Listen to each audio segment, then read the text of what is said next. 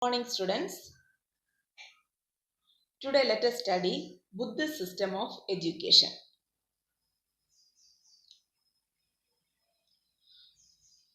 Buddhism emerged around 500 BC in our country. In 563 BC, Lord Buddha was born.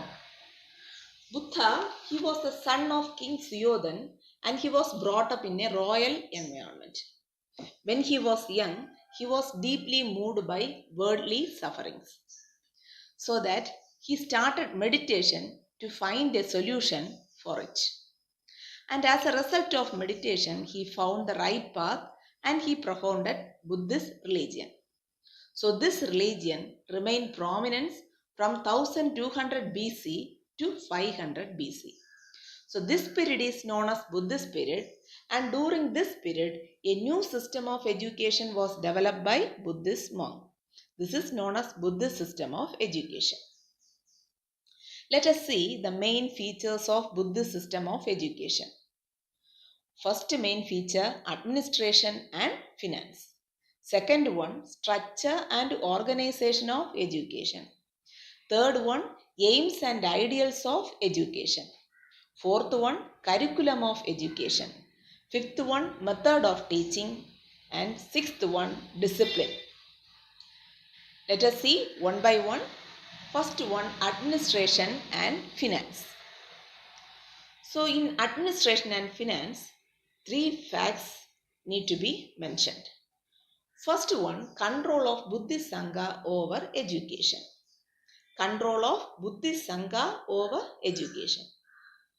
So this education was controlled by Buddhist Sangha and not by the individuals. Second point, patronized by king. This Buddhist education was patronized by kings and monarchs. Huge donations in the form of money and land were made for construction and maintenance of mats and viharas. So, the donation that are provided by the king were utilized for construction of mats and viharas. Third one, free education. So, the free primary education. The primary education was free, whereas the fee was charged for higher education. So, free primary education, here the primary education was free, but the fee was charged for higher education. Then second feature, structure and organization of education. First one, primary education. Primary education in Buddhist system of education, it was organized in mats and viharas. So primary education was organized in mats and viharas. It commences at the age of 6 years and ends at the age of 12 years. So it started at the age of 6 years and end at the age of 12 years. Second one, higher education. Higher education, on the completion of primary education, an entrance examination was held for higher education. So for only the competent and successful candidates were admitted in higher education. So this education commenced at the age of 12 years and ended at the age of 20 to 25 years. So regarding higher education, after the completion of primary education, an entrance examination was held for this higher education, and only the competent and the successful candidate can admit or go on for this higher education. Then third one is Bhikshu education. So after the completion of higher education, the students who intended to preach and propagate this Buddhist religion, they could join this Bhikshu education. So not all students joined the Bhikshu education. Only the students who were intended to preach and propagate the Buddhist religion could join this Bhikshu education. To join this, one has to undergo Upasambhada Samskara. So duration of this education was approximately 5 years. So the Bhikshu education, its duration is 5 years. A student can become a monk on the completion of Bhikshu education. And after that, he could then propagate the Buddhist religion and carry out the teaching activities. Then let us see the third feature, aims and ideals of education. Here, the aims and ideals of education developed during this Buddhist period was very broad. Under that, first one, let us see the physical development. Physical development. Buddha himself advocated the need of good health. According to him, good health helps a man to escape from bodily sufferings. Moreover, he can go well with performing his duties. So, he must concentrate in performing his duty, that is karma. Second point, development of knowledge. According to Lord Buddha, the main cause of all suffering is in this world is ignorance. So, behind all suffering, the cause is ignorance. Therefore, to achieve nirvana, he emphasized on the development of true knowledge. Third point, education and social behavior. Buddhist religion is a supporter of human welfare. So this is the reason that too much emphasis was placed upon compassion and kindness. Without this compassion, one cannot understand the suffering of others. And without this showing kindness, one cannot meet the suffering of others. Then fourth point, preservation and development of human culture. Buddhist religion, it emphasizes the preservation of human culture. Hundreds of scholars were employed for preservation of ancient literature and in the creation of new one in that period. They prepared the manuscripts of ancient period and also they translated them in different languages. To preserve the literature, the libraries were built in that period. And fifth point, character formation. Buddhist religion, it places too much importance in self-control, compassion and kindness. Whosoever practicing these ideals possess good character. The students in mats and viharas are made to adhere 10 rules called Darshika Padan for character formation. The last one, vocational development. Buddhist religion preaches not to retract from the world but to overcome the worldly sufferings of hunger. Then education of art, then skill and vocation is also necessary. And education of Buddhist religion. Regarding this, special emphasis was laid on the study of Buddhist religion and it was a compulsory part of curriculum. First of all, the Four Noble Truths were taught to the students and then they were trained in the Eightfold Path. Then let us see the fourth one, curriculum of education. Curriculum of education. This is the fourth feature. In Buddhist education, primary, higher and bhikshu education were organized in mats and viharas. Same curriculum was followed. The curriculum was categorized on two bases. First, on the basis of level and second, on the basis of nature. That is worldly and religious curriculum. First one on the basis of level. On the basis of level, it is classified into three. They are curriculum of primary education, then curriculum of higher education, then curriculum of bhikshu education. So first let us see the curriculum of primary education. The duration of primary education was 6 years. So first of all, students of this level, that is this primary education, this level, it was taught 49 alphabet of Pali language with the help of text named Sitrast. They were taught to read and write the language. Morphology, medicine, logic and spirituality were also taught. Then general principles of Buddhist education were also taught and some knowledge of arts and skills were also imparted. This is about this curriculum of primary education. Then let us see the curriculum of higher education. Duration of higher education is generally 12 years.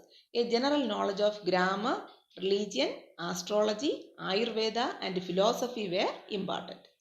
After that, specialization started.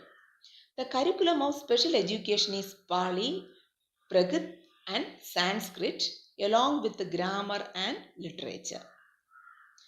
Then let us see the third one, curriculum of Bhikshu education. Duration of Bhikshu education was 8 years. Those who intended to acquire higher education in Buddhist religion and philosophy, they could continue the education further. They were taught only Buddhist religion and philosophy, and its curriculum included Tripadagas. They are Suttapitak, Vinayapitak and Abhidhammapitak. For the comparative study of different religion, Vedic religion were taught to them. They were also taught architecture to construct mats and viharas and accountancy to keep the finance of mats and viharas. Then let us see the second classification on the basis of nature. First one, worldly curriculum, and second one, religious curriculum. First one, worldly curriculum. It includes education of reading, writing, mathematics, arts and skills, and vocational education like agriculture, cattle rearing, medication, and commerce. Then second one, religious curriculum.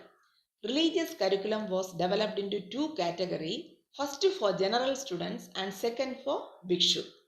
The curriculum of general students included the study of Buddhist, Jaina and Vedic religion. Curriculum of Bhikshu education was the study of Buddhist literature, namely Tripada. They are Suttapitak, Vinayapitak and Abhidhammapitak. Next, let us see the method of teaching. According to Buddhists, there are three means of learning. They are body, mind and consciousness. Pali was the language of common mass and that was the medium of instruction at that period. Handwritten manuscripts were written and preserved safely in libraries. Teaching activities were carried out orally by lecture method, question answer method, logic, sammelan or conference method. Activity-oriented subjects are taught by demonstration, imitation and practice method. Students of higher classes were given opportunity of self-study. Let us study the different methods of teaching. They are imitation method. First one, imitation method. It was the natural method of teaching and learning used at primary level.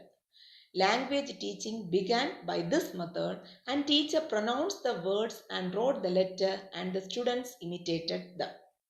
This is happening in the imitation method. Second one, question answer method.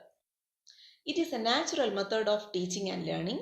Children are motivated to ask questions, why, when and how, and mock answer them. Third one, explanation method. Chinese traveler Huansang mentioned this method and teacher used this method to explain the meaning of lesson in detail. This method was used specifically at a higher level of education. Fourth method, debate and logic method. Controversial topics were taught through debate and logic. Fifth method, lecture method. Great scholars of different subjects were invited to deliver lectures and they clarify the complex concept. Then sixth method, conference method. Conferences were held in higher institution of learning. Scholars deliver lectures and the students listen to scholars and get their doubt clarified. And the seventh method, demonstration and practice method. It is the higher form of imitative method. Subjects like fine arts, masonry, vocational subject and medical science were first demonstrated and students imitated, practiced and acquired by practicing. Then eighth method, self-study method.